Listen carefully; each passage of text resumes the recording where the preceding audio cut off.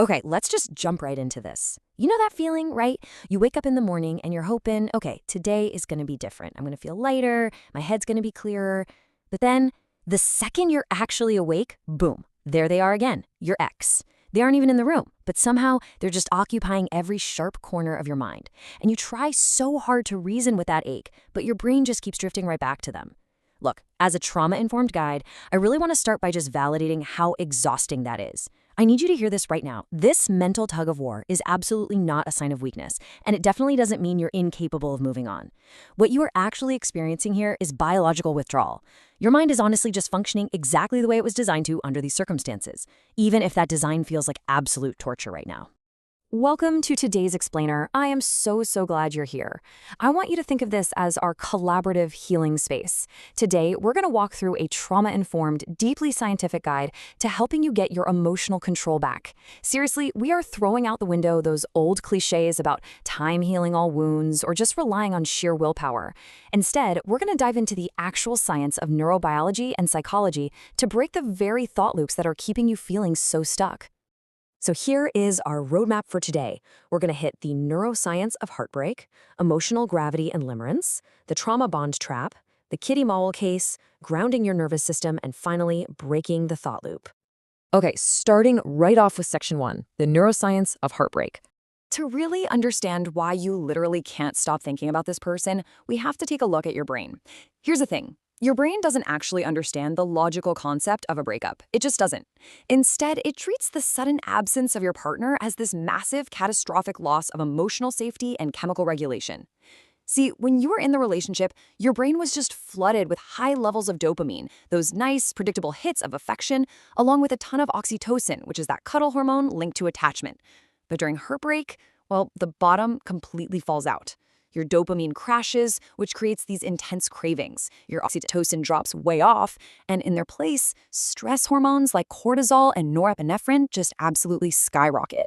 This isn't just you being sad, it is a profound state of physiological anxiety and instability. It's kind of like being strapped into an emotional roller coaster but without a safety belt. So what's actually happening when you feel that intense craving? It's dopamine withdrawal. To your brain, your ex wasn't just a person. They were a reliable source of emotional chemistry. And when you take that person away, your chemical circuits basically hit the panic button. Your brain is reacting to losing that predictable source of validation in the exact same way it would react to a chemical addiction. Seriously, those obsessive thoughts you're having, they are literal withdrawal symptoms. Let's move right into section 2, emotional gravity and limerence. Now that we've got the baseline chemistry down, we need to talk about two massive psychological concepts. These really explain why certain people exert this almost inescapable pull on our minds, even long after they're gone. The first one is limerence. This is a term coined by psychologist Dorothy Tennov. And trust me, this is not just a simple crush. Limerence is this all-consuming, deeply obsessive state. It's an intense infatuation, paired with this hyper-focused, almost desperate drive to get the other person to reciprocate your feelings. When you're stuck in a state of limerence, both your conscious and unconscious mind become hyperfixated on reading cues from that other person, which just creates this unbreakable mental loop. The second concept here is emotional gravity. Think about how a giant planet pulls smaller objects toward it. Well, certain individuals just effortlessly captivate your focus, exactly like that. But here is the absolute crucial point. This invisible pull, it's not just about physical attraction. It's actually heavily influenced by our own attachment systems, any unresolved patterns from our past, and very often unpredictable tension. The more unpredictability or tension a person evokes in you, the stronger their emotional gravity becomes. It just pulls you right in. Which brings us to section 3, the trauma bond trap. We're going to pivot a bit now to look at the specific relationship dynamics that lock those thought loops into place. And we're approaching this from a trauma-informed perspective because that's really the only way to truly understand why leaving and actually staying away feels so impossible sometimes. Let's define it really clearly. A trauma bond is this incredibly strong emotional attachment, but it's formed not through consistent love, but through repeated cycles of harm, abuse, or neglect that are then followed by intermittent kindness. And I really need to be incredibly clear here. If you're experiencing a trauma bond, it is not a sign of weakness. It's not a personal failure. It is a deeply ingrained neurobiological survival response to living in a prolonged state of threat that occasionally gives you brief moments of relief. And this builds into what we call a cycle of intermittent reinforcement. Let's walk through the steps together. Step 1 is a perceived threat or neglect from the partner. Naturally, that triggers step 2, a profound desperation for connection and safety. Then, boom, step 3 happens. The partner offers a sporadic gesture of warmth. Maybe it's a tearful apology or just a sudden moment of intense affection, which immediately leads to step 4, massive chemical relief in your brain, which heightens the attachment even more. Your brain gets completely locked into trying to predict and control this pattern. The unpredictability itself literally becomes the bond. When they're finally kind to you, it feels like taking a huge breath of oxygen after being held underwater. Let's look at section 4, the kitty maul case. To safely look at these abstract psychological concepts in action, let's explore Anita Bruckner's novel, Providence. A quick analysis of the journal entries in the book details how the dynamic between the protagonist, Kitty Maul, and her colleague, Maurice Bishop, just perfectly mirrors a trauma bond. Bishop is super emotionally detached, right? He provides only these sporadic gestures of warmth, maybe an occasional dinner, an ambiguous smile across the room, a greeting card. But this intermittent reinforcement completely prevents Kitty's hope from dying out. On top of that, there's this agonizing power imbalance. Kitty ends up tying her entire self-worth to his approval, and she gets totally trapped in a cycle of seeking validation from someone who is fundamentally incapable of giving her consistent support. Kitty's internal monologue just brilliantly captures the pain of this whole dynamic. She idealizes him. She sees him as this savior who's going to rescue her from her solitude. But that idealization, it's exactly what fuels her persistent emotional pain and keeps her locked in an illusion.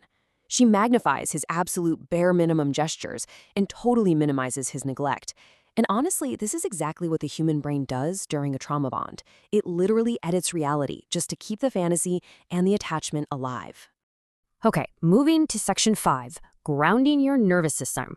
So, how do we actually stop this? We need to shift gears from the analytical stuff to the highly practical. We need to get you immediate control over your nervous system. Remember this, thought loops cannot survive disruption. The moment you wake up, that's usually when the thoughts rush in. So here is a 3-step morning routine to stop them cold. First, name it. Say out loud, I'm thinking about my ex right now. Doing this pulls the thought out of the emotional fog. You're no longer drowning in it, you're observing it. Second, interrupt. Abruptly change your physical state. Stand up, stretch, clap your hands loudly. Your brain literally loses its grip on the thought when your body changes state. Third, redirect. Give your brain a new immediate sensory task. Go refill your water glass or just step outside for a breath of fresh air. Now, what about the evenings? To prevent those agonizing 2 a.m. spirals, you need rituals that bring your mind safely back into your physical body before sleep. Try the 5-4-3-2-1 sensory grounding method right in your bedroom to anchor yourself to the present moment. If a thought grabs you with that crushing tightness in your chest, use the cold shift. Literally just splash cold water on your face. This instantly activates the vagus nerve and interrupts emotional overload incredibly fast. Finally, I want you to use this CBT-based anti-rumination script. Breathe deeply, feel your feet on the floor, and whisper to yourself, this thought isn't dangerous, it's uncomfortable, and it will pass. Seriously, thoughts are not commands, they are just weather. And finally, section 6, breaking the thought loop. Now that we know how to ground the nervous system in the feet of the moment, we really need to focus on long-term, actionable habits. We have to replace those rumination cycles and completely dismantle the idealization of your ex. The absolutely crucial point here is understanding the difference between rumination and reality. Heartbreak has a sneaky habit of editing your memories to soothe the brain, but it always backfires. Rumination is the illusion. It romanticizes the past and mutes the parts that hurt. To break it, you have to apply the reality filter. When you catch yourself romanticizing the relationship, you have to force yourself to ask, okay, what didn't work? Where did I shrink myself? What needs went totally unmet? This isn't about being angry or bitter, it's just about finding clarity. And clarity is your most underrated healing tool. To build some real forward momentum, I highly recommend running through this daily checklist. First, initiate a trigger detox. Distance is the absolute oxygen your healing needs right now, so you've got to remove the invisible cues keeping you stuck. Mute their social media, archive those chats, just do it. Second, execute a microtask. Go fold a single piece of clothing or clear a single item off your desk. The point isn't to be super productive, it's just about generating tiny sparks of healthy dopamine to override those emotional cravings. And third, practice social reconnection. Isolation amplifies heartbreak so much, text a friend, or honestly just go sit with your laptop in a busy cafe. Connection softens obsession and helps calm the nervous system. Ultimately, if thoughts of your ex just keep pulling you backward, you have to create something way stronger that's pulling you forward. This is what we call the future self shift. I want you to vividly picture the version of you 6 months from now. Notice their different posture, their lighter energy, that new confidence. Picture a version of you who survived this, maybe not perfectly, but fully. When you let that future self become your magnet, the emotional gravity of the past just completely loses its pull. Which leaves us right here.